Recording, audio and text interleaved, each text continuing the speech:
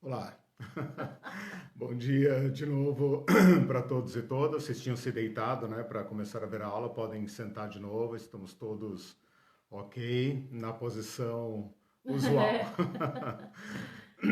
Bom, gente, Ai, ai. sejam todos bem-vindos. Agradeço a participação de todos. Vocês têm tido muita paciência em seguir um curso tão longo, com aulas tão longas, completamente fora do usual.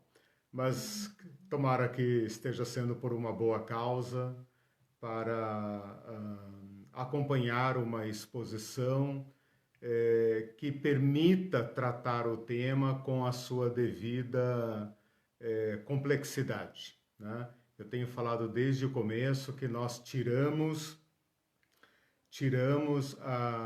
o tema desse reducionismo, dessa discussão minuciosa, para tratarmos o tema como a Bíblia o trata, né? Com a abordagem que a Bíblia lhe dá, dentro de um amplo conjunto de regras que apontam para um objetivo. E esse objetivo é previsto lá na lei de Moisés, ele é bem ou mal praticado ao longo da história de Israel, como nós temos estudado, e ele vai alcançar o seu grande objetivo, a sua realização em Jesus Cristo.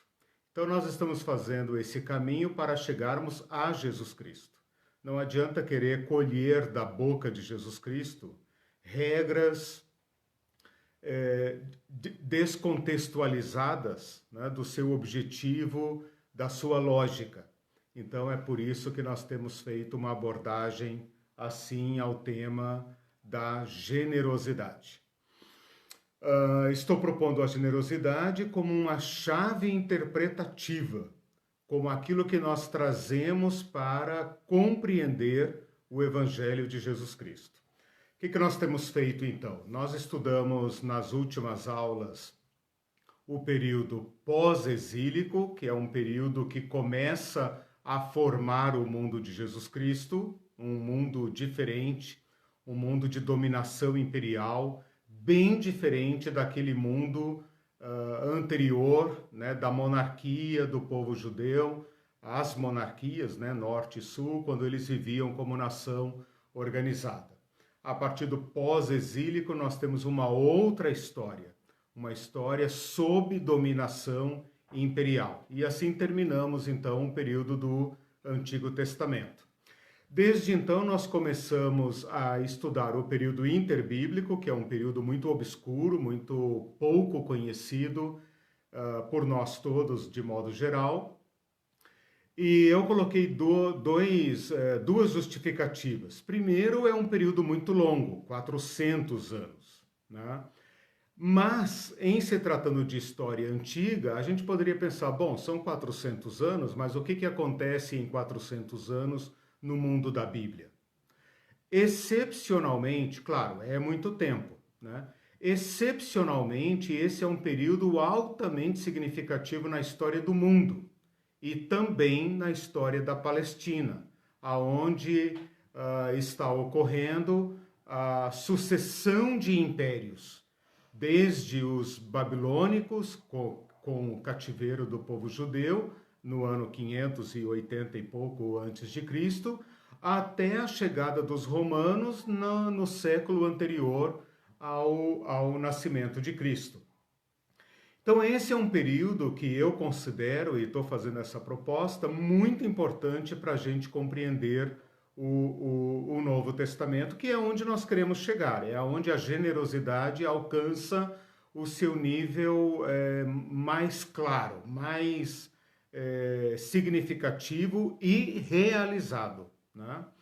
Bom, como é que nós temos abordado esse período interbíblico? Temos abordado por dois caminhos. Um caminho que eu chamei de filosófico, que é a análise de escritos deste período, e desde a aula passada, então, estamos indo pela análise histórica, como os eventos dramáticos desse período afetaram o povo de Israel, o povo judeu, especificamente quanto ao tema da generosidade. Então não é uma abordagem histórica, evidentemente eu vou passar por cima de alguns dados, mas vou usá-los como um transfundo, né? Um fundo permanente sobre o qual a gente vai abordar então o tema da generosidade. Na aula passada, fazendo ainda agora uma pequena recapitulação para quem está chegando agora e também para atualizar, né?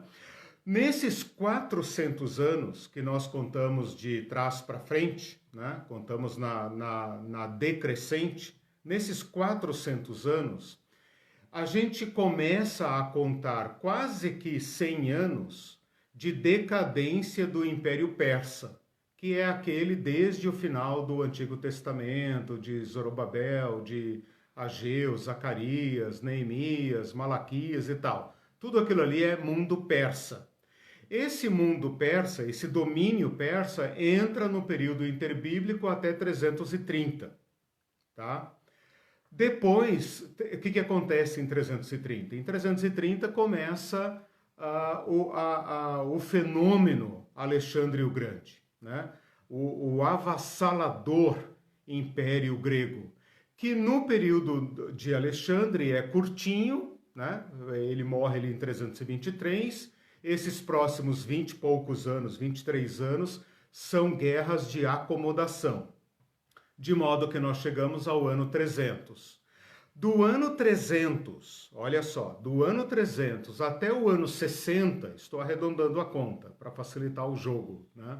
Do ano 300 até o ano 60, portanto 200 e tantos anos, a gente está tratando do período grego, tá? Então veja, a maior parte, 270 anos, a maior parte desse período envolve a dominação grega. Então essa é a que causou maior impacto, né? Os persas estavam em decadência, eles praticavam aquele tipo de dominação que nós conhecemos, que é deixar os povos à vontade, cada um com a sua religião e etc., desde que pagasse imposto, porque imposto era necessário para financiar as guerras imperiais. Este período, então, de 270 anos é o bolo maior, digamos, da dominação e da história do período interbíblico. O que sobra? Sobra lá, sobram os 60 anos finais, que nós vamos estudar mais na frente, porque é a chegada dos romanos. E com a chegada dos romanos, nós entramos então no Novo Testamento. Eles serão e são os donos do mundo quando Jesus nasce, quando Jesus está realizando o seu ministério, e quando Jesus morre, e quando nasce a igreja cristã, e toda a primeira história dos apóstolos de Paulo, tudo isso se dá sob o domínio romano. Então, começa com o persa, termina com o romano. O que fica aqui no meio, que mais nos importa? A dominação grega. Então, vamos a ela. A dominação grega é subdividida em 3 períodos. Eu vou colocar assim, 3 períodos. O primeiro são aquelas guerras de acomodação, tá? Logo que Alexandre morre. Tudo bem aí? Tudo bem, só não estou conseguindo anotar essas coisas. Não, tudo bem. É recapitulação, então vamos andando até ajustar a história. Nesses primeiros 30 anos, de 330 a 300, são guerras de acomodação. Essas guerras afetam, embora o povo de Israel não tenha entrado em guerra diretamente com os gregos, a movimentação bélica em torno do povo judeu, da Palestina, afeta a estabilidade do povo. Portanto, afeta a base de sobrevivência do povo, que é a agricultura, de onde vem o dízimo. Então, você já percebe aí um certo impacto, tá?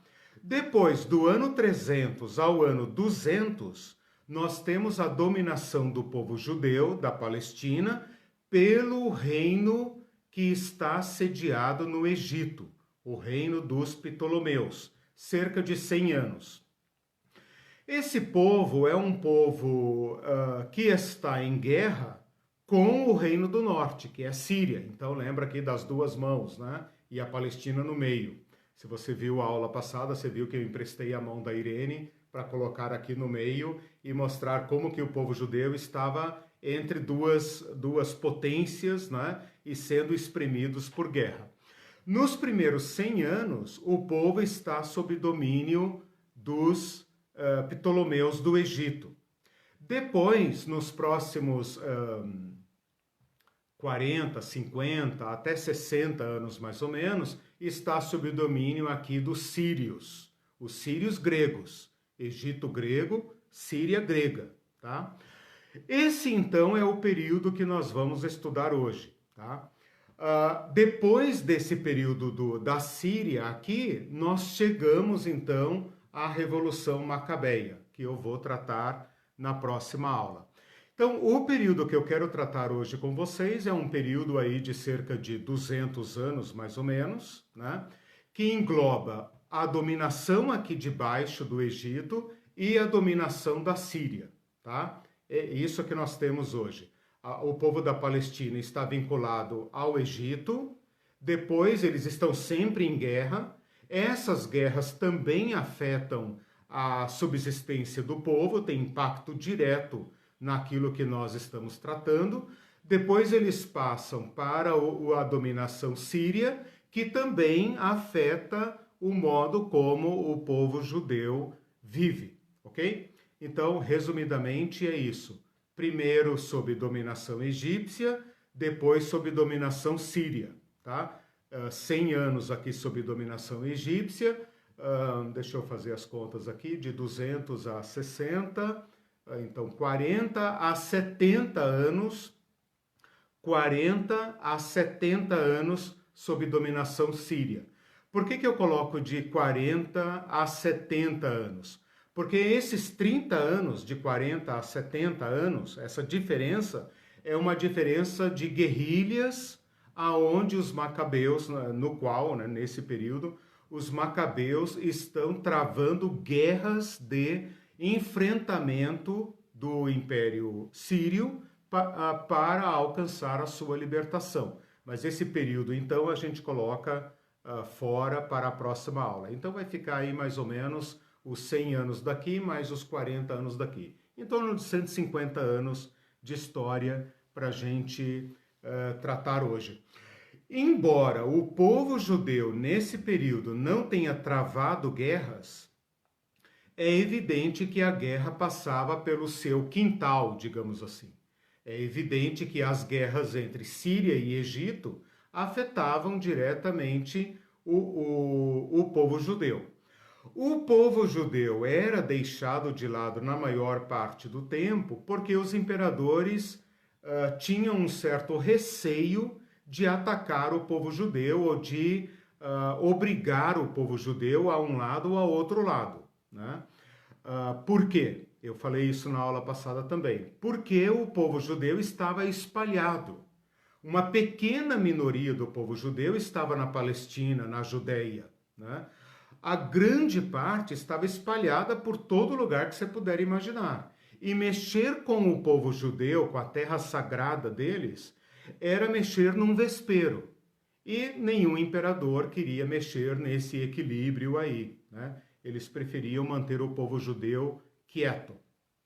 Se você leu o livro de Macabeus, ou está lendo, ou vai ler, você vai perceber que os imperadores tratavam os judeus diplomaticamente.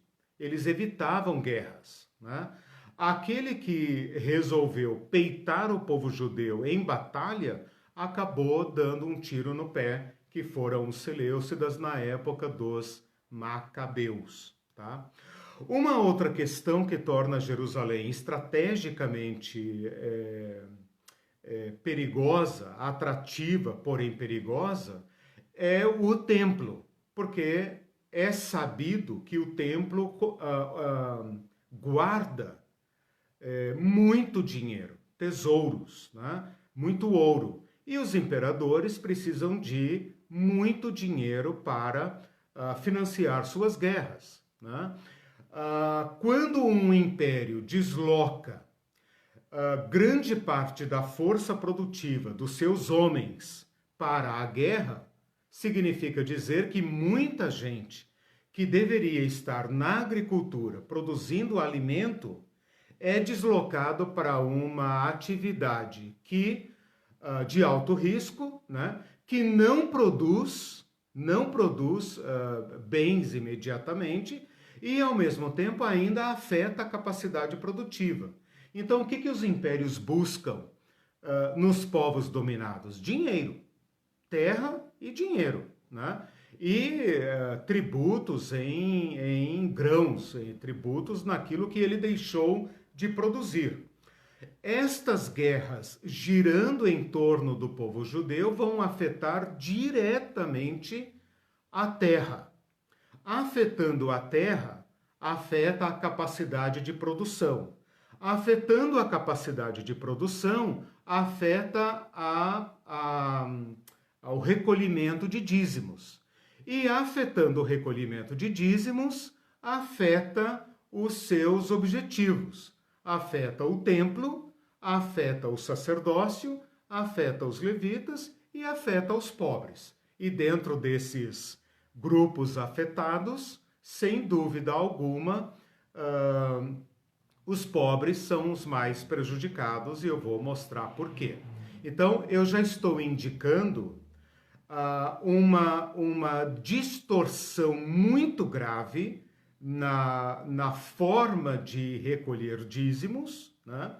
E também qual será o grupo mais afetado. O grupo mais afetado será o dos pobres.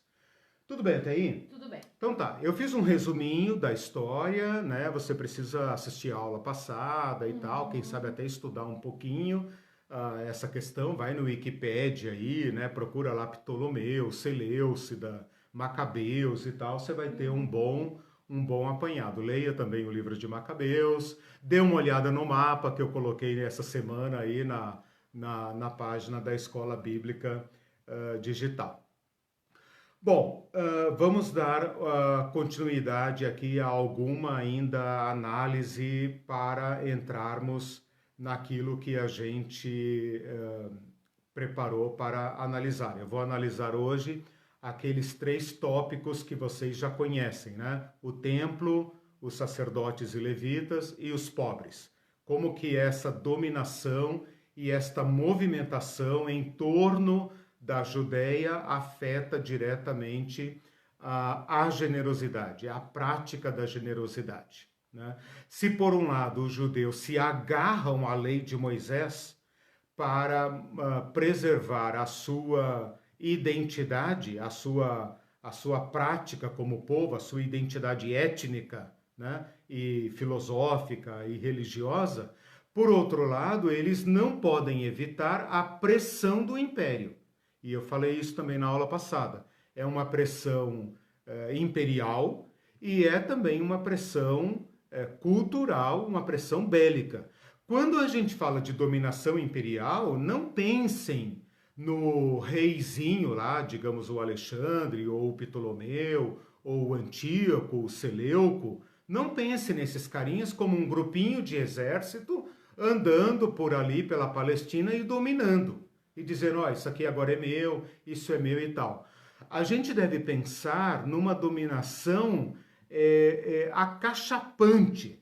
O que eu quero dizer com isso? Eu quero dizer que eles vêm trazendo hordas de exércitos e legiões, né? Legião já é uma palavra romana, mas eles vêm trazendo hordas de soldados, de tropas, de mercenários que vão ocupando essas terras, né? Então, olha aí mais uma forma, mais uma medida que afeta diretamente a posse e o uso que o judeu faz da sua terra, né?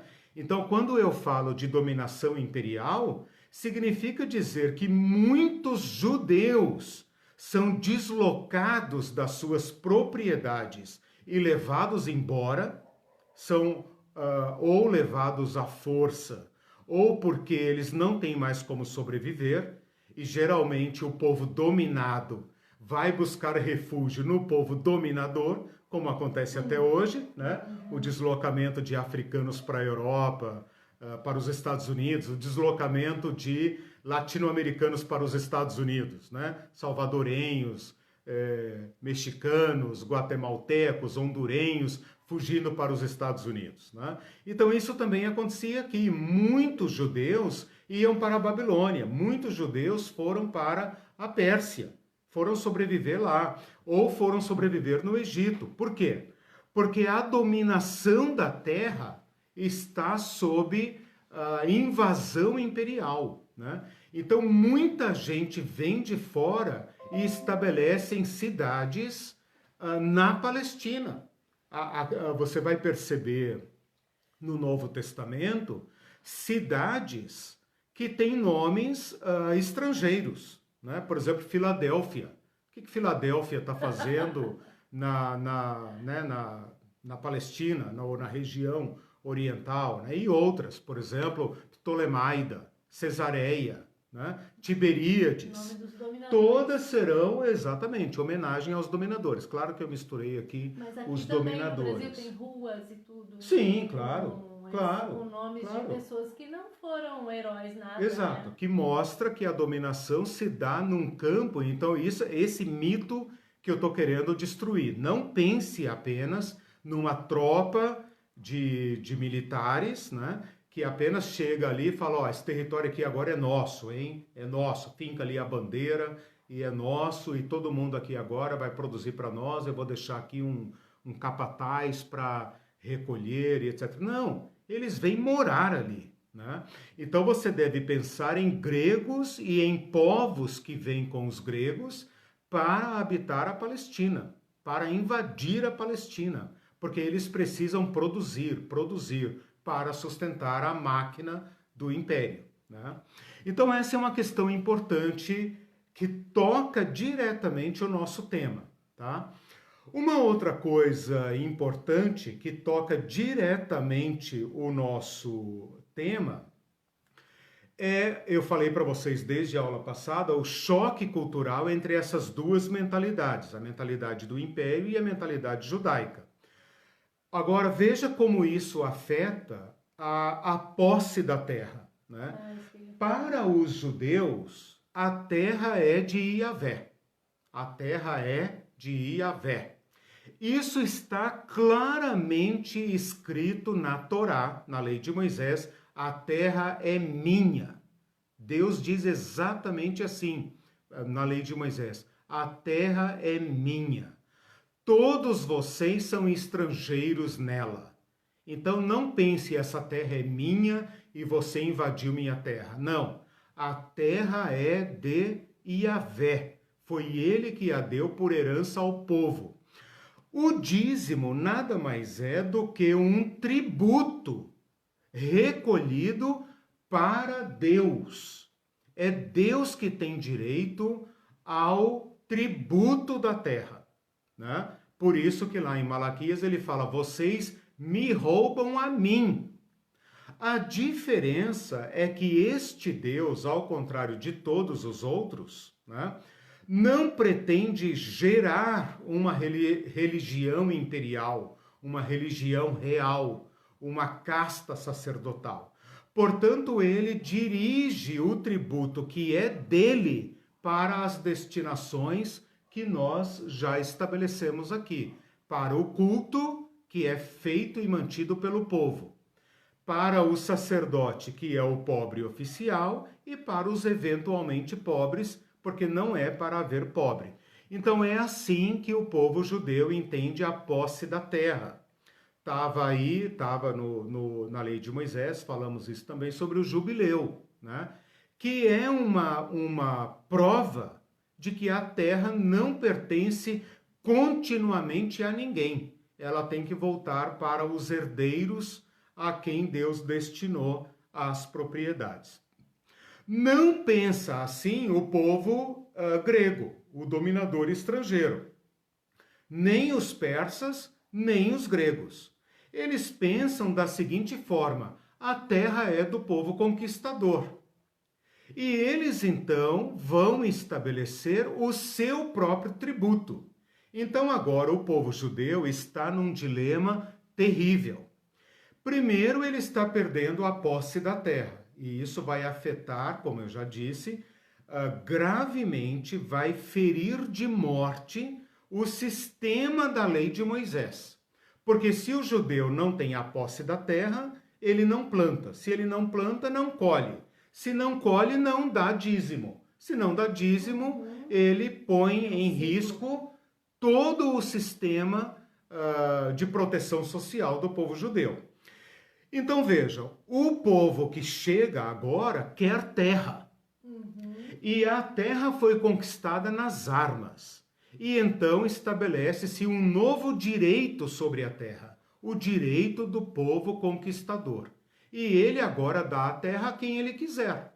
Então você pode ter certeza que Alexandre, ou os persas, ou os que vierem depois, os Ptolomeus, os Seleucos, vão dando terra para quem eles quiserem.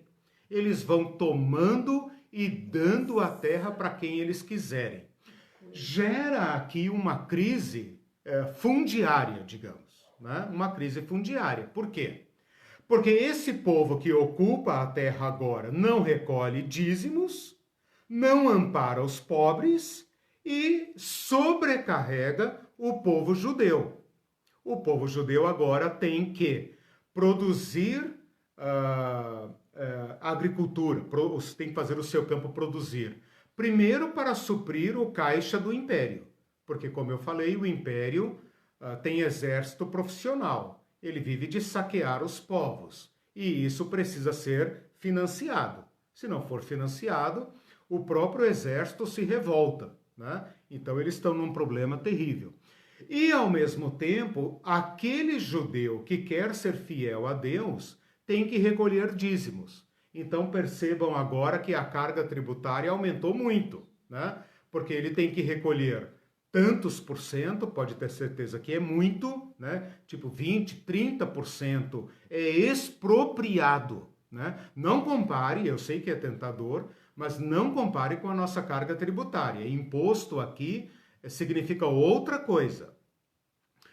Ele tem que plantar nas suas pobres terras e arrecadar 20%, 30% para o imperador e 10% ainda, uma vez no ano para o templo, tem que sustentar o levita, tem que sustentar o pobre, o órfão, o estrangeiro. Perceba que agora o estrangeiro muda de status. O estrangeiro agora já não é mais o desvalido. O estrangeiro agora é o opressor, né? Então isso vai mudando completamente a base de sustentação do sistema que nós temos estudado como generosidade. Tem uma pessoa que acho que é nova aqui, Jasley, ele está perguntando, em Malaquias vocês são os sacerdotes ou o povo? Aí eu coloquei, acho que você vai ter que assistir as aulas anteriores para descobrir. Exato. Tem lá umas 6, 7 aulas sobre Malaquias. E o curso todo já tem 27 aulas. Hoje nós estamos na 27ª. Então, não dá para responder essas perguntas, né? Nós estamos historicamente situados entre o ano 300 a 150. Vamos arredondar. Toda hora eu arredondo, né? Vamos arredondar para 300 a 150. 150 anos. Que está sob domínio grego, primeiramente sobre gregos do Egito, e depois gregos da Síria. É aqui que nós estamos. Como a nossa aula não é de história, mas é estudar como esses eventos históricos afetaram a prática da lei de Moisés, é que nós estamos então fazendo essas análises aqui. E é bom dizer que o curso é gratuito também, que sim. Nós não temos templo e não recolhemos dinheiro. Então talvez isso já responda, se a gente é o povo ou exatamente. Essa é a pergunta que mais me fazem. Quanto custa? Graças a Deus. Graças. Bom, vamos lá. Uma outra coisa que eu preciso dizer aqui antes ainda de fazer as análises é a seguinte. Uma coisa que talvez não tenha sido dita, ou se eu já disse, não foi devidamente enfatizada. Desde Neemias, voltei um pouquinho agora no período anterior ao interbíblico, finalzinho, né, para entrar no período interbíblico. Desde Neemias, não se tem notícia segura de que houve governador, supondo que Neemias foi um governador, não tem uma confirmação em documentos históricos de que houve governador sobre o povo judeu. Parece que Jerusalém estava administrativamente vinculada a Samaria. Então, em Samaria havia um governador. E vocês lembram que o governador de Samaria estava em constante conflito com Neemias. Então, não se tem certeza, na verdade, nem que Neemias tenha sido governador.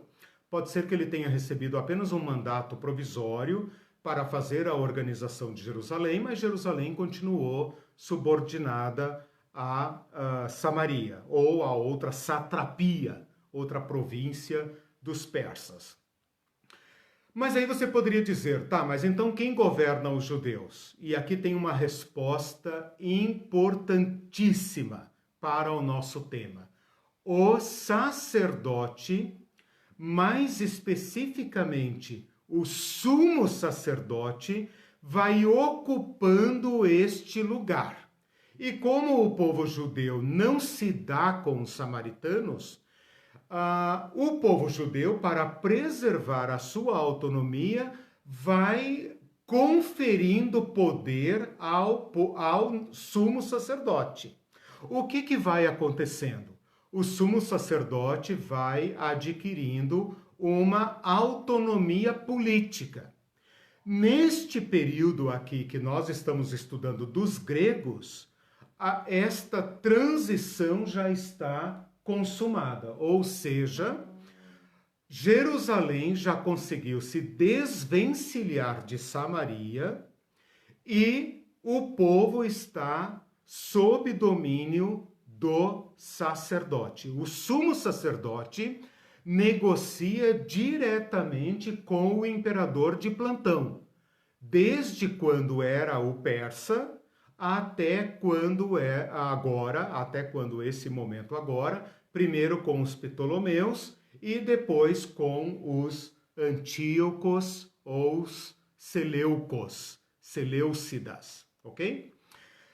Então aqui nós temos uma distorção muito grave, porque o sacerdote, que sempre foi uma função exclusivamente religiosa e ou jurídica, certo? O cara que monitora ou que afiança a aliança com Deus, a observância da lei de Moisés, agora vai recebendo um status político.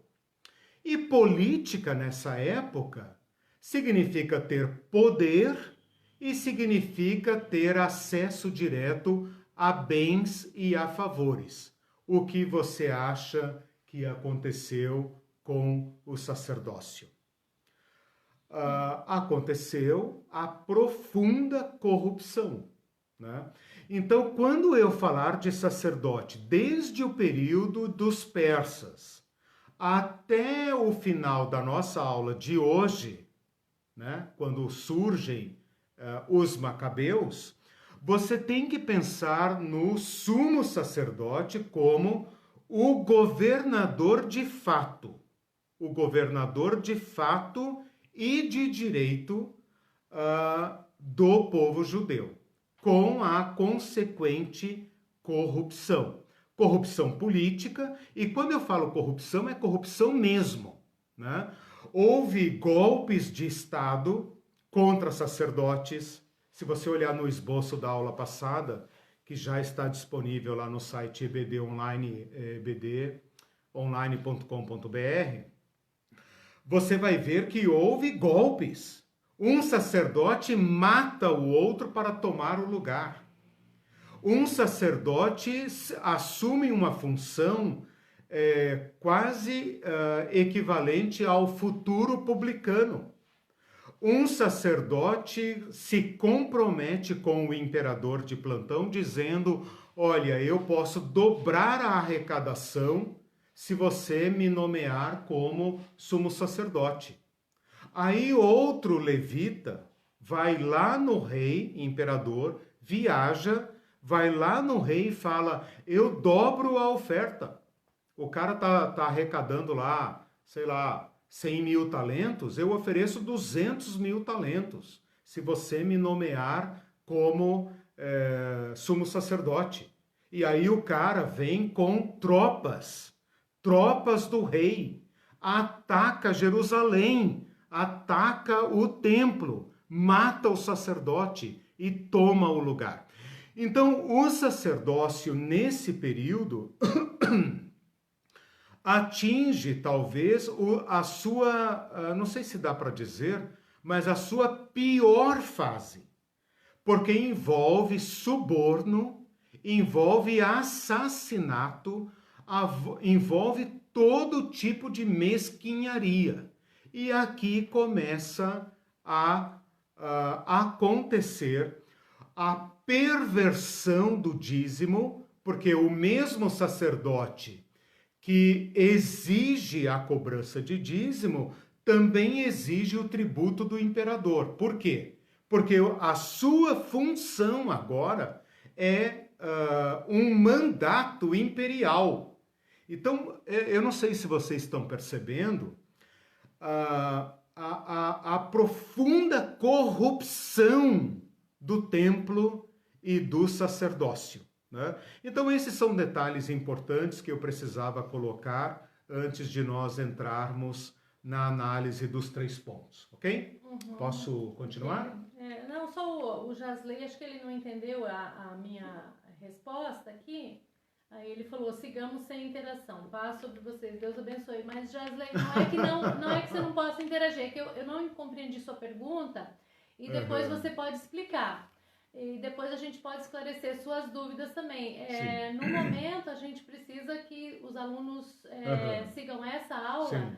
E aí, quem não assistiu, assista depois, porque as dúvidas anteriores a gente não pode... Sim. Né? E ao contrário do que ele diz, quase metade dessa aula é interação. Então, bem-vindo, fica à vontade, só tenta seguir o raciocínio. Ok. Bom, eu vou fazer agora, então, vou entrar com vocês na análise daquele tripé, aquela tríade, eu já dei 1000 nomes para esse grupo, né? Que é o que nós extraímos da lei de Moisés como triplo objetivo dos dízimos. Os dízimos são dedicados ao templo, aos sacerdotes e levitas e aos pobres. Então vamos lá, vamos falar um pouquinho sobre o templo. Deixa eu colocar aqui algumas ideias para vocês. Bom, sustentar o templo agora se tornou algo pesado. Por quê? Porque além de toda a legislação de Moisés, que jogava na responsabilidade do povo o sustento do culto diário, vocês devem se lembrar aqui de Neemias, capítulo 10, 11, 12, Malaquias, capítulo 2, 3, né? Além de toda aquela dificuldade do povo, de o povo sustentar o templo agora se torna a receita federal a favor do império, né? Então, o templo se torna aqui agora um centro econômico, por onde passa toda a riqueza do povo judeu. Não apenas dízimos, mas também tributo. Passa pelo sumo sacerdote. Esse é o ônus político de assumir o governo. Ao assumir o governo, ele assume aquilo que o governo é. O governo aqui está, plenamente representado por uma máquina arrecadatória. Isso é governo nesse período. É para isso que servem os governos imperiais. Arrecadar. O que ele dá em troca? A proteção contra ele mesmo. É mais ou menos como uma milícia, né? Tipo, ó, eu protejo aqui você, ninguém vai mexer com você, mas você tem que me pagar, né? É mais ou menos como uma milícia, né? Uma milícia imperial. Outra coisa... Inventa um inimigo e... Exato, ele próprio, ele né? mesmo? Ele próprio, ele te guarda dele. Sim, sim. Não, nesse caso sim, porque ele protege também dos inimigos dele, que ele próprio suscitou, né? Então é a lógica imperial. Uma outra coisa importante que nós devemos levar em conta aqui, que vai ser um traço característico até a época de Jesus, é a seguinte: Jerusalém é a capital de um povo que está espalhado pelo império. Esse povo que está espalhado pelo império não está proibido de vir para a Judéia, certo? Desde que Ciro permitiu o retorno dos judeus no ano 540, 539, por ali, o fim do exílio, com Zorobabel e Ageu e Zacarias e Josué, o povo judeu não está proibido de voltar para a Judéia. Porém, muitos deles jamais voltam, né? Eu falei isso numa das aulas passadas. Jamais retornam para Jerusalém. Porém, eles se sentem vinculados a Jerusalém, eles sabem que deveriam voltar, né? Eles sabem que as portas foram abertas para eles voltarem. Mas os negócios estão indo bem, a lojinha está dando lucro, eles não voltam, né?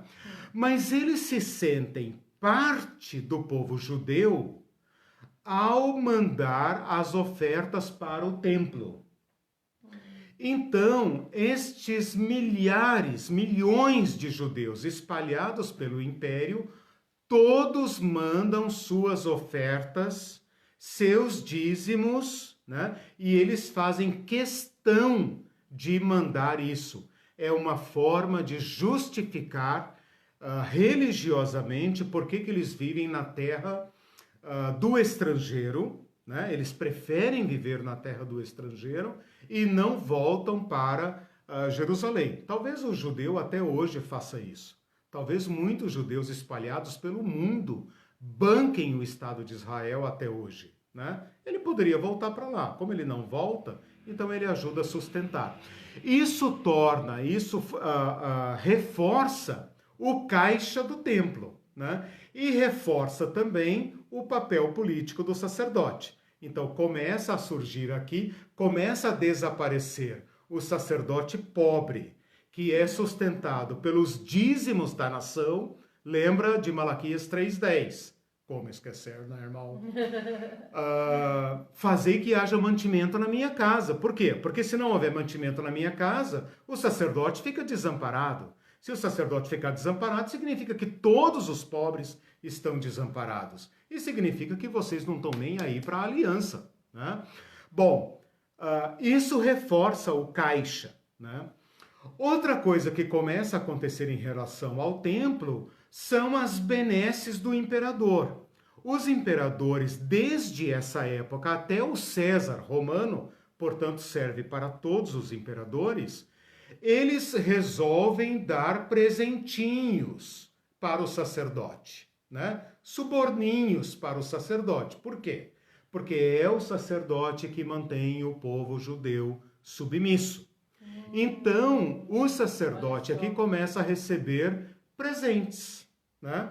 Ele começa a receber terras, ele começa a receber presentes e concessões, isenções. Então, o sacerdote não paga imposto, o sacerdote não paga tributo, os parentes dos sacerdotes também não pagam, né? Eles começam a construir aqui uma elite, que é uma estratégia de dominação de todo o império. Por quê? Porque o império ele não pode se manter se ele tiver que colocar uma espada na garganta de todo cidadão.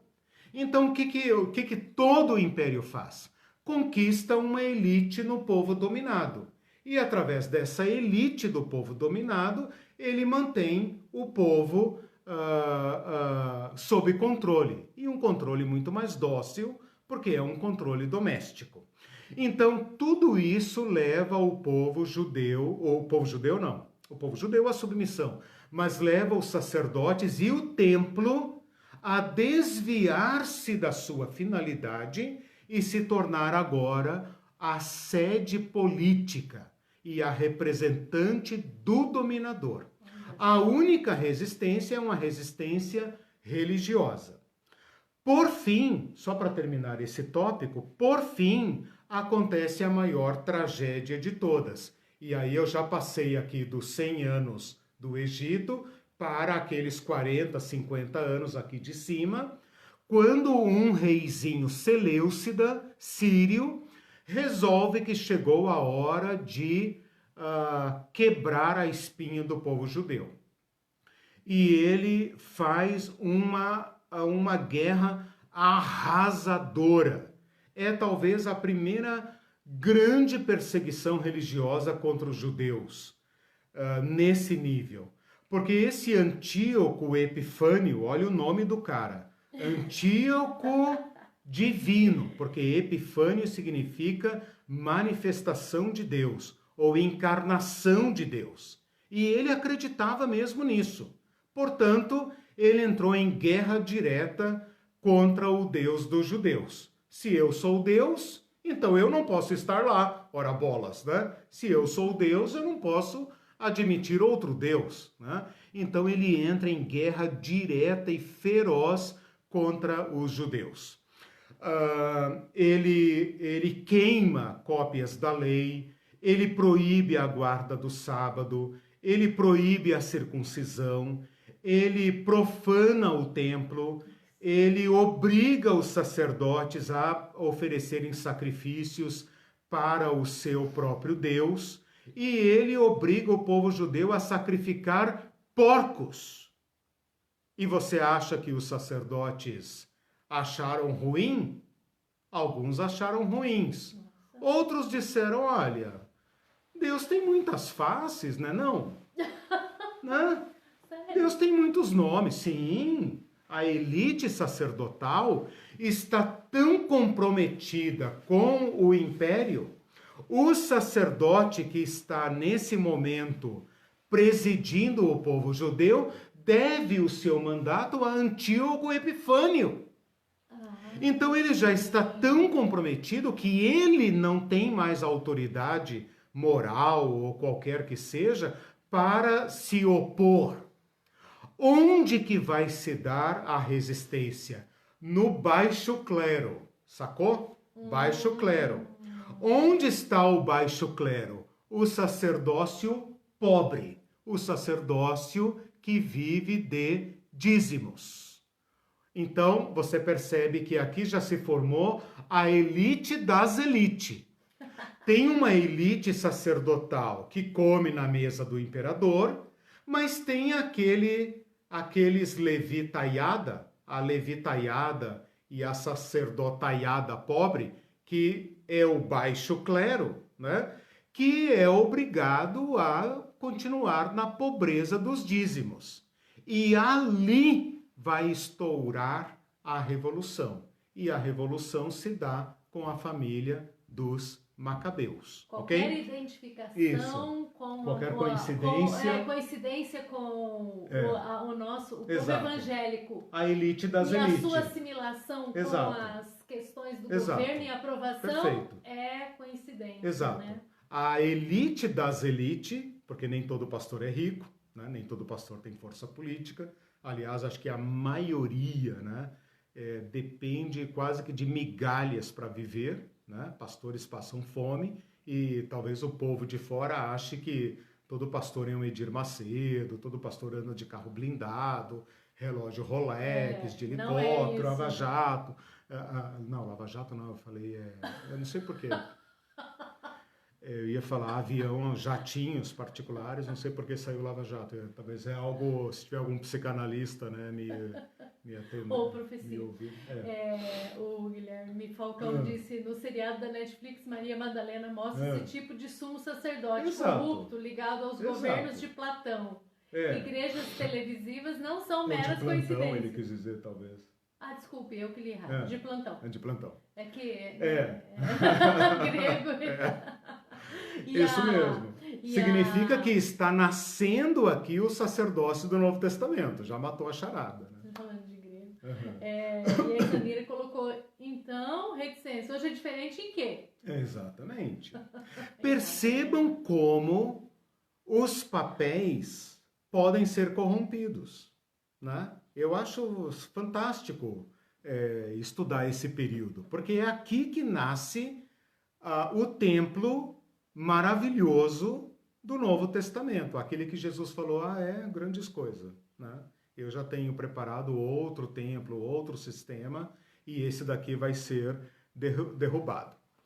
Bom, com isso eu fui então, desde o período pós-exílico, eu peguei lá desde de Neemias e fui até os Macabeus. Terminei aí, tá?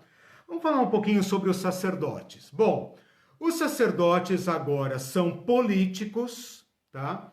Eles assumiram, de fato e de direito, o papel central do povo judeu, e o povo judeu quer isto, porque a opção seria o quê? Ficar sob o governo dos samaritanos, mas os samaritanos são imundos, né? Então é claro que houve adesão do povo ao domínio desse sumo sacerdote, né? E junto com o sumo sacerdote nasce então uma elite religiosa, né? Escriturística e também política. Esta elite é o protótipo do sinédrio. O que é o sinédrio? O sinédrio é uma elite que vai envolver a parentada dos sacerdotes e os ricos da nação. Então percebam como o povo judeu vai sendo transformado por dentro, como eles vão perdendo a identidade mosaica, a identidade de povo da aliança, no pretexto de resistir o inimigo, que é o imperador, né? Ao resistir o imperador, eles vão criando o seu próprio imperadorzinho. Porque o sumo sacerdote agora passa a ser um imperadorzinho, que governa Jerusalém, governa a Judéia e governa milhares e milhões de judeus ao redor do mundo. Com quem o outro imperador de plantão, como disse o pastor Falcão, tem que negociar. Por quê? Porque ele governa milhões de pessoas num status diferenciado e ele arrecada muito dinheiro. E mexer com ele não é boa coisa. Este status político deforma o papel do sacerdote, né? O sacerdote passa a ser senador, é senador mesmo, porque sinédrio vem de uma palavra grega que significa sentar juntos, né? E é o conselho dos anciãos, né? E ancião é a palavra para senado, senil, velhos, né? Apenas traduzida para o latim, né? E o povo aceita isso, sem perceber que aí eles estão se corrompendo. Por quê? Porque agora quem forma o governo do povo são os ricos, né? Junto com os sacerdotes. E é claro que isto não dá coisa boa, né? Quem vai defender o direito do órfão e da viúva, né? Quem vai defender esse direito?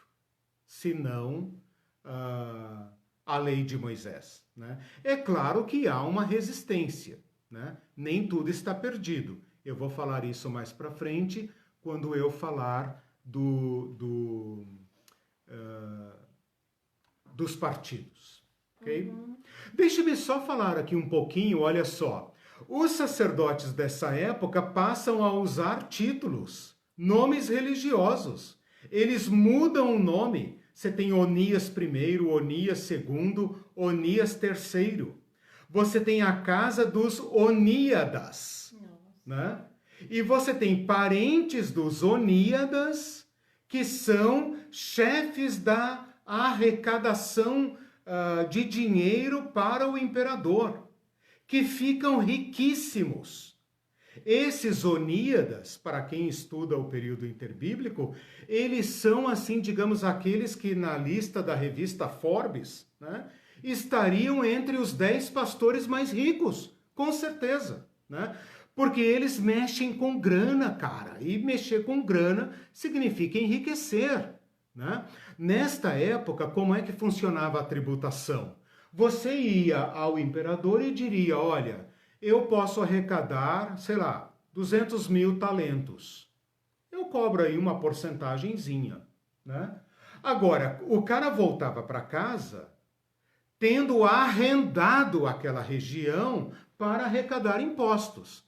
Se ele tinha prometido o pescoço dele lá para o imperador em troca de 200 mil talentos, quanto você acha que ele ia arrancar do seu próprio povo aqui?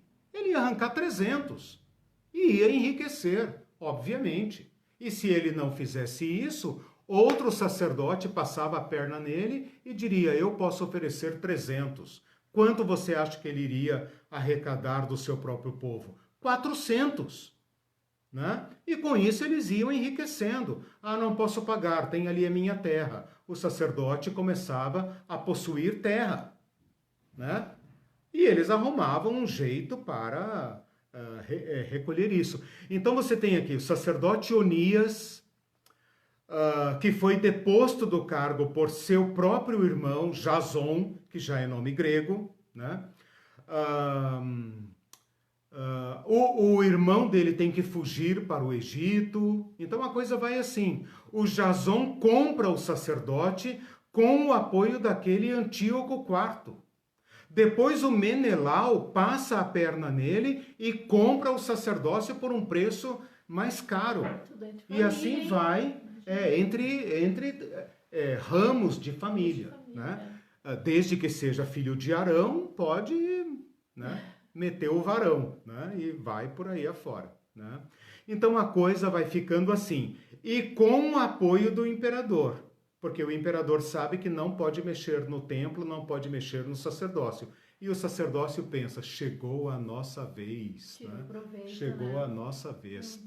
E você acha que eles abriram mão do dízimo para sustento do sacerdote? Não, está na lei. Né? Olha que interessante. Eles agregam diversas vantagens políticas que estavam vedadas na lei, mas usam a lei para aumentar a opressão do seu próprio povo. Não abrem mão do dízimo.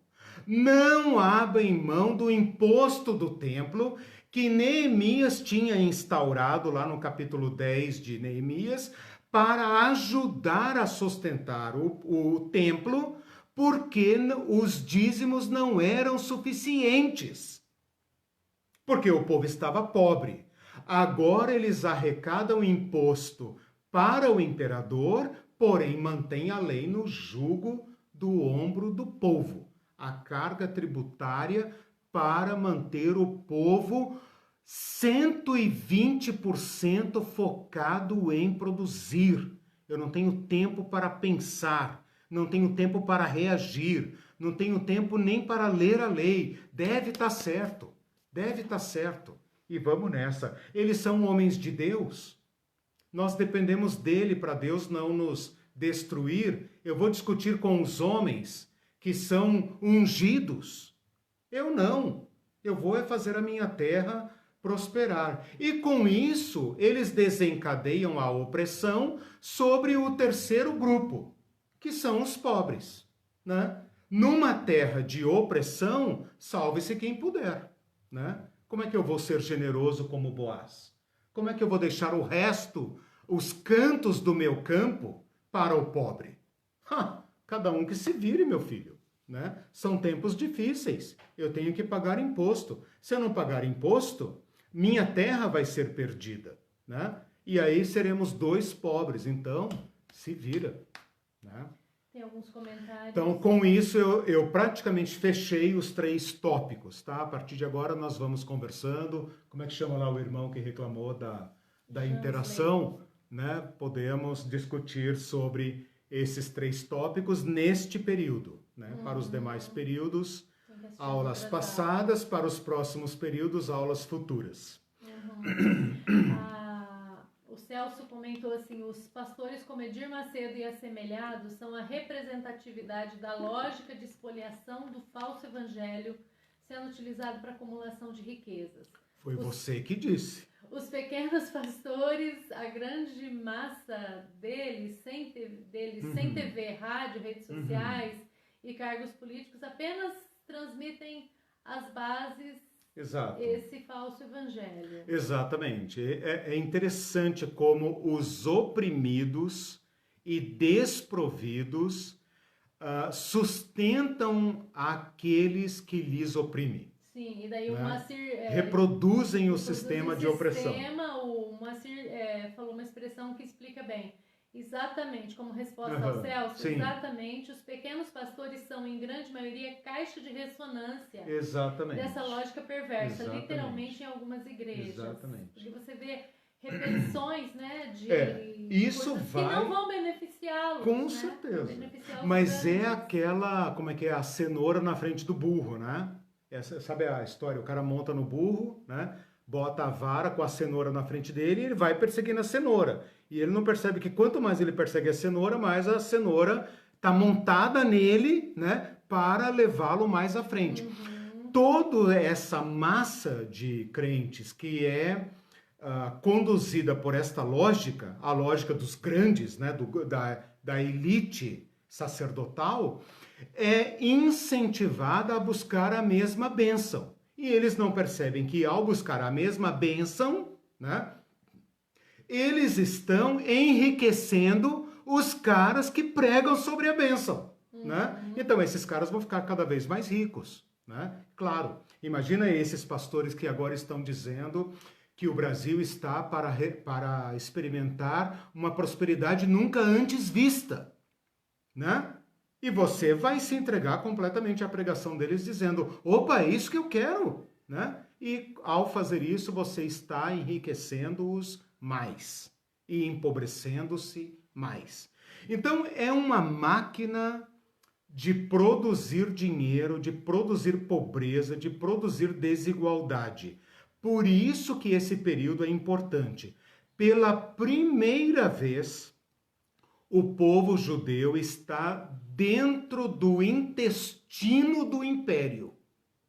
E mesmo resistindo ao império, está aderindo a ele.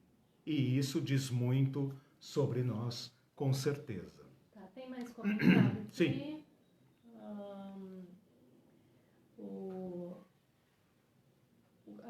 Pastor Guilherme Falcão. E os sacerdotes políticos no Congresso votam cegamente no governo de plantão. No governo de plantão, claro. Bancada evangélica, né? Claro. Que faz parte dessa elite. Sim, mas claro.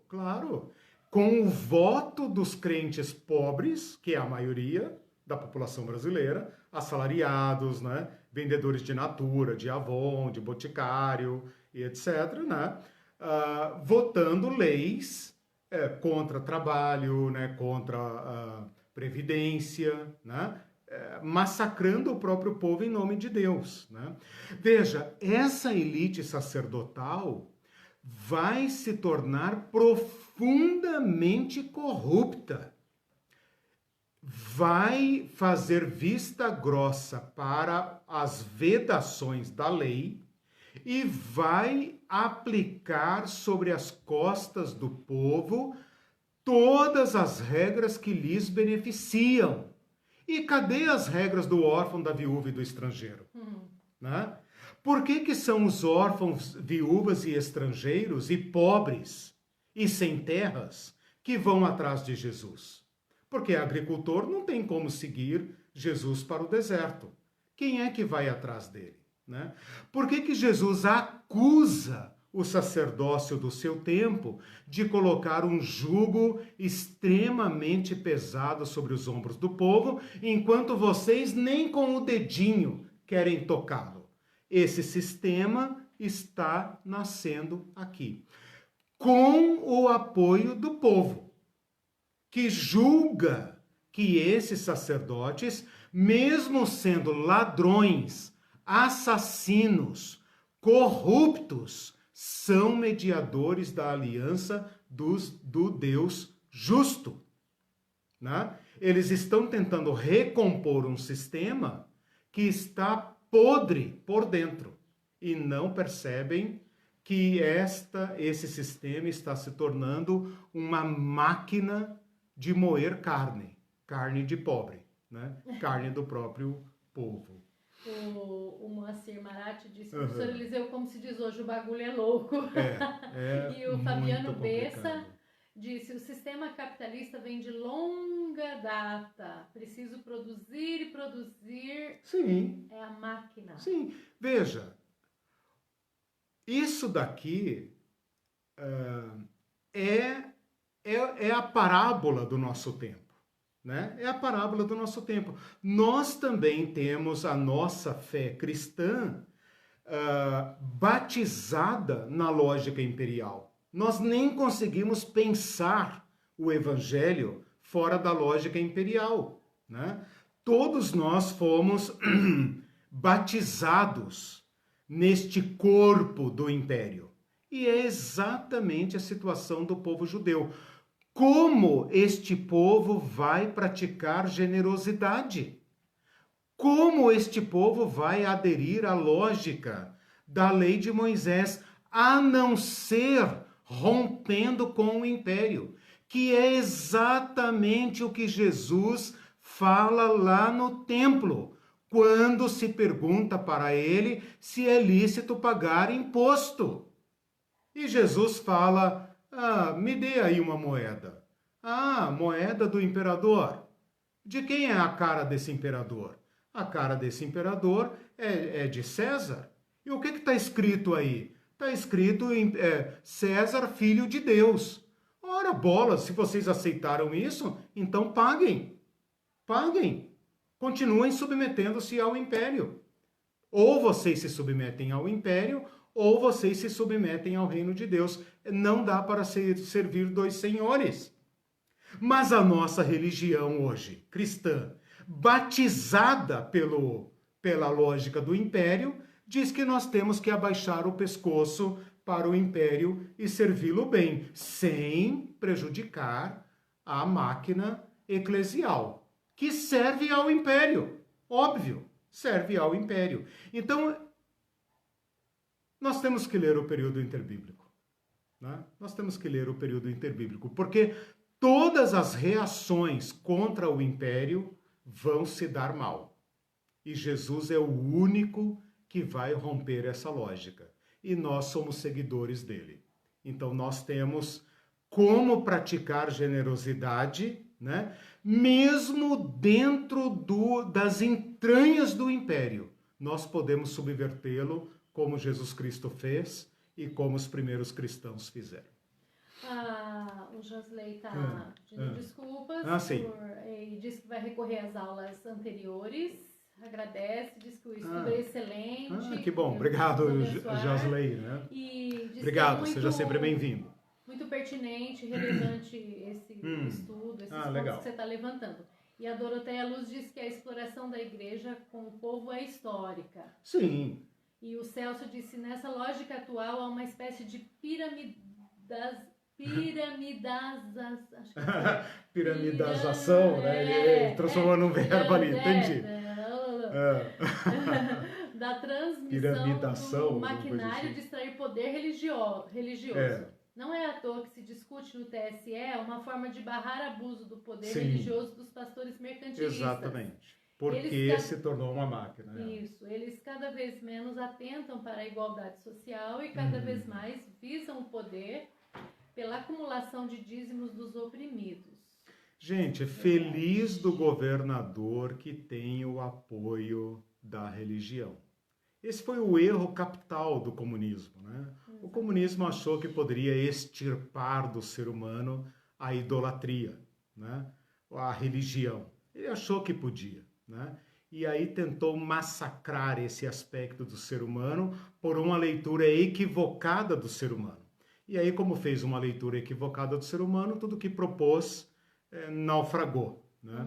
Mas os governadores de hoje, os donos do mundo de hoje, que exploram a relação idolátrica do ser humano, né, com o divino, é o instrumento de dominação perfeito.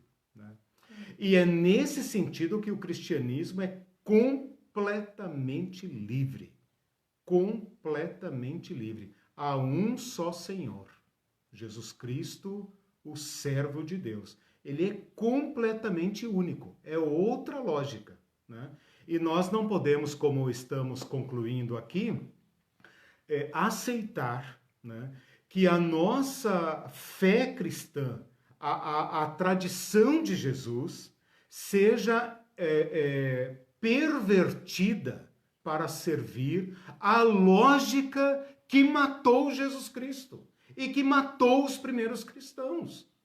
Não podemos permitir que a lógica de dominação, de exploração, se utilize das palavras seletivas de Jesus Cristo, ou mal interpretadas, ou pervertidas, né, para trabalhar a favor deles. Seja o nome que tenha. Né? Os imperadores todos deste período e dos períodos seguintes, que nós vamos estudar, todos vão reconhecer o direito dos sacerdotes recolherem o dízimo.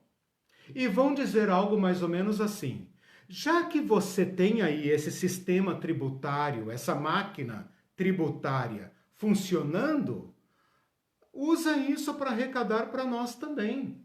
Né? E o sacerdote, percebendo que ele tem esse sistema na mão, vende o sacerdócio para o imperador, dizendo: olha, eu já arrecado lá tanto, eu arrecado, né? O meu povo está acostumado, por nossa própria lei, a arrecadar 10%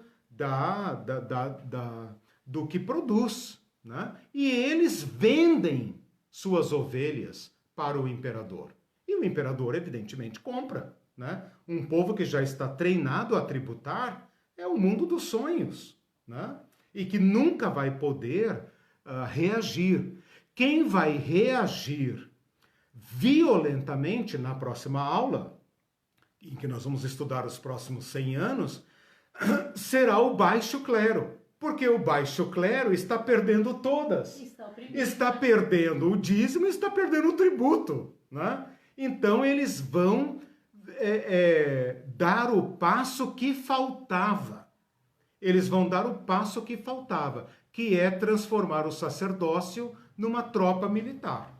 Aí o bagulho ficou louco mesmo, como disse aí o Moacir, né? Aí o bagulho ficou louco. E é esse bagulho louco que é a máquina religiosa do Novo Testamento. Né? Então Jesus Cristo surge quando esse maquinário aqui que eu estou apresentando hoje para vocês está no seu nível máximo de opressão.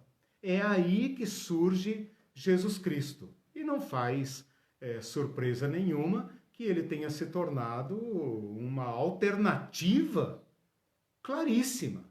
Né? Por isso todo mundo vem a ele, né? Com certeza.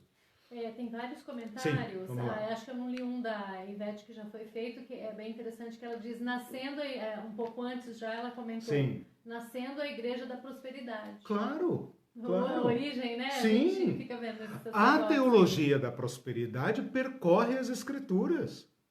Jesus vai esmagá-la. Mas eu sempre digo para os meus alunos, esta casta não morre.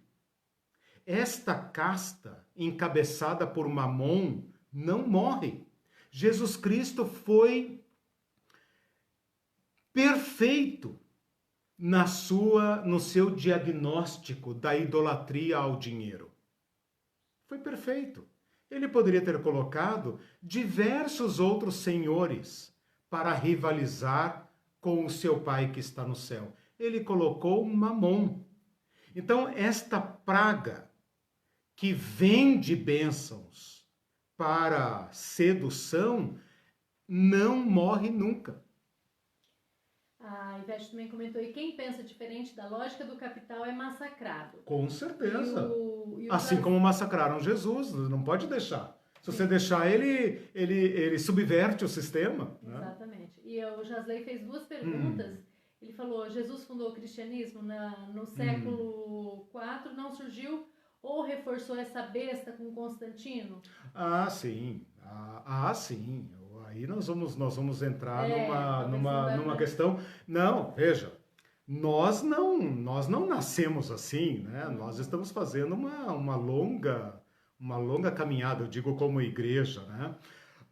É claro que a igreja que vai surgir nos Atos dos Apóstolos é a guardadora da tradição de Jesus, né? É a testemunha da tradição de Jesus, né? E Constantino também não cai do céu. Constantino também não cai do céu, né? Esses dias eu vi participei de uma aula, né, com o Ariovaldo Ramos. Ele estava dizendo o seguinte: as pessoas acham que Lutero fez a reforma da igreja, né? Mas a igreja sempre foi uma igreja reformanda, sempre foi uma igreja que tem que ter dentro de si esse fermento da reforma. E quem disse isso, ele estava citando uma outra pessoa, ele falou o seguinte: a igreja já busca reforma nas páginas do Novo Testamento, né? Então, a igreja que adere a Constantino não é a igreja de Atos dos Apóstolos, não é uma igreja pura, fiel a Jesus Cristo. É uma igreja que já vem incorporando a lógica do império. Por quê? Porque fazer oposição ao império, usando a estratégia e a lógica do império, gera em nós a mesma perversão, né? Então, a igreja que adere a Constantino é uma igreja que já está pronta para aderir, né? Então, essa análise de como nós chegamos a isso é gravíssima. Porém, já que nós inevitavelmente, né, fazemos a comparação com o nosso tempo, e é esta mesmo a minha intenção, eu diria o seguinte: nós não devemos cair na hercúlea tarefa de fazer uma análise detalhada de toda a história da igreja. Eu proponho algo mais simples e direto: uma volta a Jesus Cristo. Nós temos que constantemente voltar a Jesus Cristo. Ele é o nosso modelo permanente. Ele é o que está conosco hoje. O seu Espírito está fomentando em nós, lutando conosco para nos converter à lógica de Jesus Cristo, né? É claro, eu também estudo a história da igreja, etc. Tudo bem, né? Mas para quem tem pressa, quem tem fome tem pressa, né? Quem tem fome e sede de justiça, quem está chorando por justiça, tem um caminho imediato: Jesus Cristo, né? Uma redescoberta de Jesus Cristo. Tem um comentário do Clevison, que ele diz assim: pensando nessa abordagem infratextual, ou para além dos contextos fixos no texto bíblico, como é importante problematizar, inclusive, a própria cristalização dos textos sagrados. Sim, pois que foram conduzidas por estes mesmos líderes religiosos, elite da elite religiosa, que, atendendo a interesses próprios, excluíram muitas outras experiências de religiosidades e impuseram uma estrutura opressora e devastadora. Como é importante olhar para além das linhas textuais. Sim, perfeito. Tá fazendo. Perfeito. Boa. E o Fabiano Bessa diz, Calbart diz: o perigo da religião se ajuntar com o Estado é a certeza de que a religião irá se omitir ao Evangelho. Puxa. Demais, né? Então, veja, tá? Olha, Estão, o perigo. estão Não, aí ele os diz, profetas, é a certeza, o perigo é a certeza, não é Sim, pode sim. ser, a certeza de que a religião irá se omitir ao evangelho para negociar, para se ajustar, né, ao opressor. Pois é, veja como sempre é tentadora a adesão, né? Eu falei na aula passada sobre 3 tipos de adesão, né? 3 tipos de reação, aliás. Eu falei de adesão, adaptação e resistência, né? Percebem como é, é, é tentador aderir? É muito tentador aderir, né? E fugir dessas implicações do evangelho, como o Fábio, o Fabiano. Bessa, Fábio Bessa. Fábio, né, nos lembrou ali, né? Não, desculpe, Fabiano. Fabiano. Fabiano. O Fabiano Bessa nos lembrou aí do Karl Barth, né? Percebem como a tentação de aderir é forte, né? Mas vejam o custo de trair o evangelho de Jesus Cristo. O Ariovaldo Ramos, nessa explanação que ele estava fazendo, ele diz: a igreja ocidental tem traído Jesus Cristo desde o começo. Mas nós podemos dizer que há também uma igreja fiel a Jesus Cristo, né? Geralmente a menorzinha, escondidinha, né? Nós cremos nisso, né? Tem mais comentários aqui. A Isanira diz: estamos em uma nova reforma. Sempre reformando, né? O que eu estou propondo aqui é uma reforma, né? Olhar a nossa tradição de Jesus pela ótica da generosidade é uma reforma do nosso modo de pensar, né? Então a igreja tem que ser sempre reformanda. Eu sempre comento aqui e falo nas minhas aulas sobre igreja o seguinte: essa estrutura eclesial que nós conhecemos e construímos, e aqui cabem todas as igrejas, né? Ela impede a reforma, ela obstaculiza a reforma. Por quê? Porque toda instituição ela tende a se estabilizar. É muito difícil viver uma situação, uma instituição sempre reformanda, como diziam os reformadores. Porque reformar significa instabilidade. Por que a Igreja Católica reagiu tão violentamente a Lutero e aos demais reformadores? Porque ela havia acabado de fazer um concílio. Tinha tido o concílio de Constança, 1400 e pouco e tal, e pouco antes ali de 1500, acho que concílio de Latrão, se não me engano, ela tinha acabado de fechar com muita dificuldade um acordo. Se não me engano é Latrão. Latrão tem vários, depois vocês vejam aí. Tinha tido de Constança em 1400 e bolinha lá, quando mataram João Rus, né? E depois, logo no início do século XVI, teve um concílio que, se não me engano, é Latrão. Eu posso estar enganado. E vem o Lutero, quer dizer, a igreja, pessoal, não, cara, cala a boca, né? Deixa a gente respirar um pouco. Por quê? Porque é dificílimo viver a realidade da reformanda, da igreja sempre reformando. Mas é a única forma de não se estabilizar no erro. É a única forma de não se estabilizar no erro.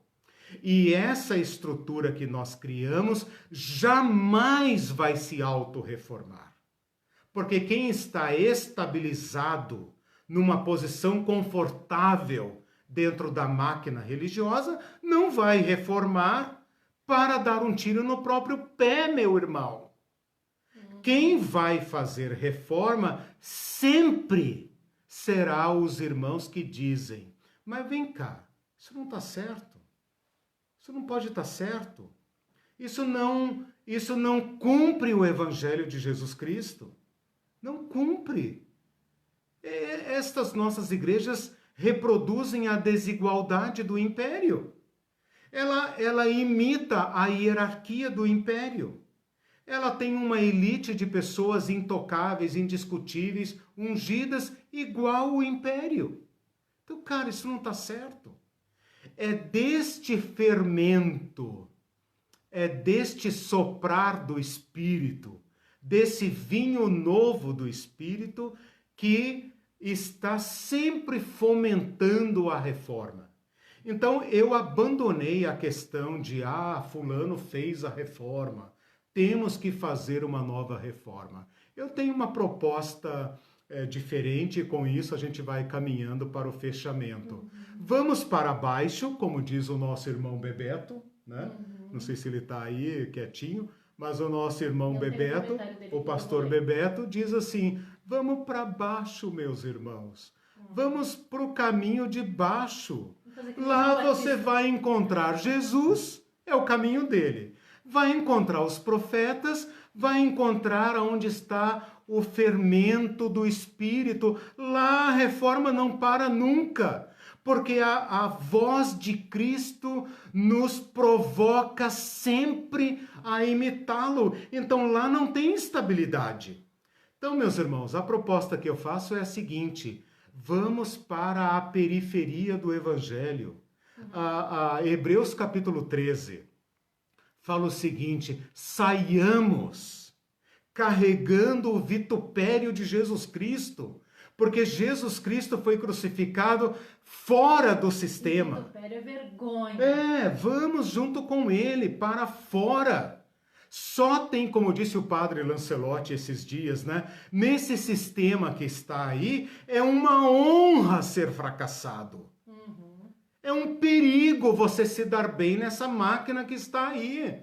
Agora, tem que ir para o caminho de baixo, né, Bebetão? Tem que ir para o caminho de baixo. Tem que correr o risco de se tornar anônimo.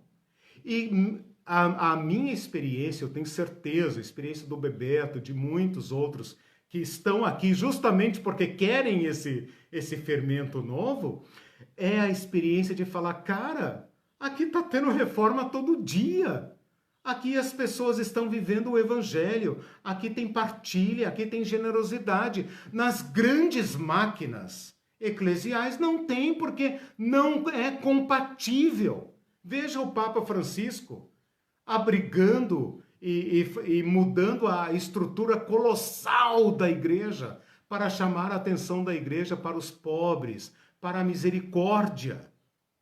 Eu ouvi de um professor teólogo eclesial de altíssimo nível, não vou citar o nome, obviamente, mas ouvi de uma pessoa de alto nível dentro da estrutura do Vaticano dizendo: por que você acha que o Papa atual não aceitou morar no palácio e optou por morar no convento, acho que de Santa Marta? Por quê? Porque se tentarem matá-lo, vão matar dezenas.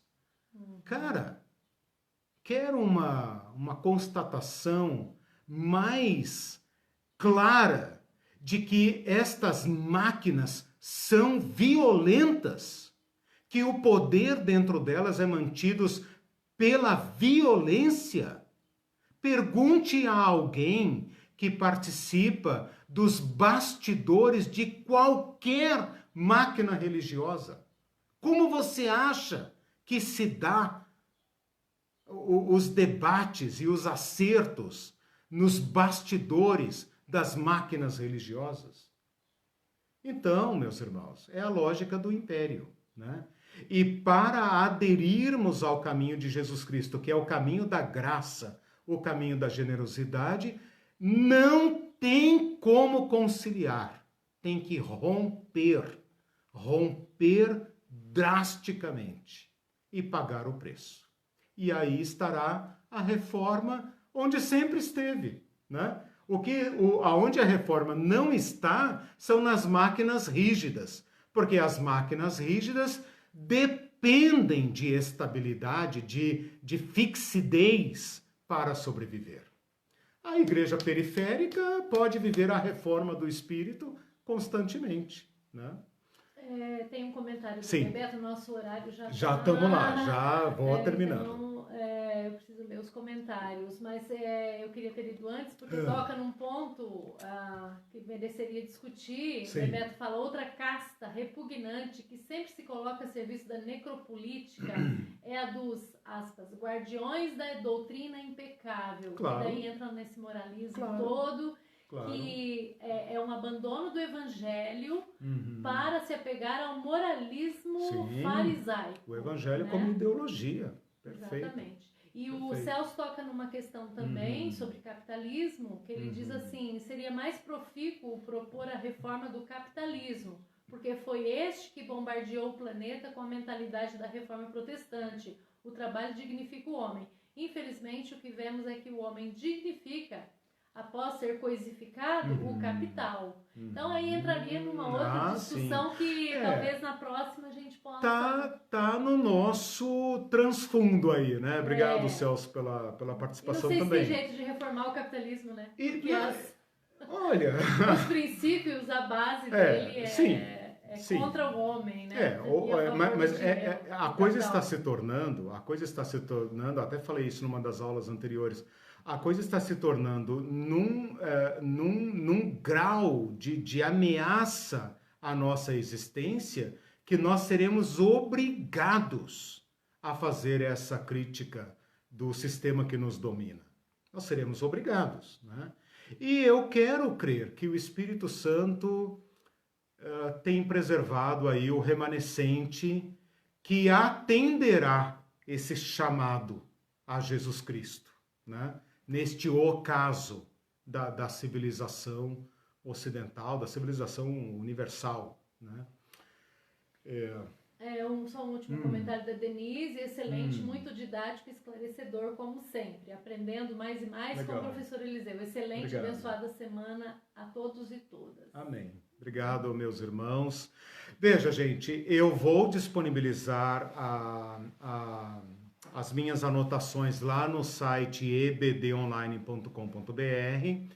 Lá o meu amigo Júlio Zanluca coloca o link desta aula ao lado. Então você tem ali umas anotações, um material didático, e ao lado ele coloca o link que te leva direto para o vídeo respectivo da mesma aula. Então até a aula 26 já está lá, né? Depois que eu aplico aqui, eu faço uns acertinhos, umas tal, e coloco lá. Então, hoje meu objetivo foi falar sobre a dominação grega. Eu cobri aqui 200 e poucos anos de história, e como isto afetou o tema da nossa análise, o tema da nossa investigação, que é a generosidade, né? O choque cultural entre duas mentes, a mente de Jerusalém, a mente da Torá, versus a mente de Atenas, a mente do povo grego, né? E como isso afetou o templo, o sacerdócio e a sociedade de um modo geral. Conduzi vocês aqui até a explosão da Revolução Macabeia, que ocorre porque a opressão errou o ponto. Todo dominador tem que saber quanto ele pode apertar para manter o povo oprimido, porém produzindo. Né? Esse Antíoco Epifânio, ele erra o ponto e passa do nível tolerável. E aí explode a revolução. Nós temos que analisar... Ponto, né? Até onde pode oprimir. Porque é os ovos da galinha de ouro, né? Um povo oprimido, mas que está me dando ouro todo dia, tá ali, né? Mas você pensa, cara, ele podia botar 2, podia botar 3 e tal. E aí você... Exato. Aí você arrocha, né? Aí o povo explode, aí você volta, tira o aumento da gasolina, né, e tal, ameniza um pouco, espera o povo relaxar um pouquinho, aperta de novo. Uma hora passa a opressão, né? Porque a gente vai se acostumando e tal. Então esse é o tema da nossa próxima aula, como que essa explosão, né, de violência e de guerrilha e de resistência afetará o nosso tema na próxima aula. Antes de despedir, então, últimos comentários. Maria Aparecida Lopes, estou encantada com todo esse ensinamento. Vou rever todas as aulas para aprender mais. Legal. Olha lá que está tudo lá na página. Está em construção, viu? Essa teologia está em construção. Eu mirei, assim como alvo para mim, chegar em Atos 2. Mas é uma teologia, é um material que está sendo elaborado. Eu não tenho todas as aulas prontas, por exemplo, né? Por isso que às vezes eu modo, troco e tal, né? E vocês estão comigo aí nessa... As 27 já estão prontas, essas eu não mexo mais. Depois que elas estão no site, eu não mexo mais. Aí a Ivete, mais uma grande lição para o tempo atual. Obrigado. O Falcão, parabéns, obrigada, excelente. A Odete, obrigada. Chega aí, entra aí no... Obrigada pelo ensino. Legal. Gente, obrigado. Oi, gente. Deus abençoe vocês. Tchau.